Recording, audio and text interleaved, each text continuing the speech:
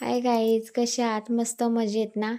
तर माझ्या प्रेग्नेन्सीमध्ये मला इडली आणि डोसे खूप खायची इच्छा होती आणि मी गावी आल्यामुळे मला ते इकडे काय मिळत नाही मार्केटमध्ये किंवा गावाला खूप लांबच्या ठिकाणी जावं लागतं आपल्याला. सो मी घरी रात्री असं पीठ भिजत घातलं होतं. उडदाची डाळ, तांदूळ रेशनचे आणि त्यामध्ये थोडेसे पोहे टाकले होते आणि सोडा टाकला होता.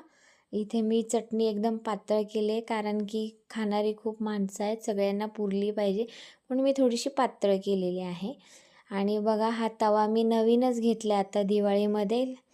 हां, तर त्याचं उद्घाटनसुद्धा मी केलं आहे.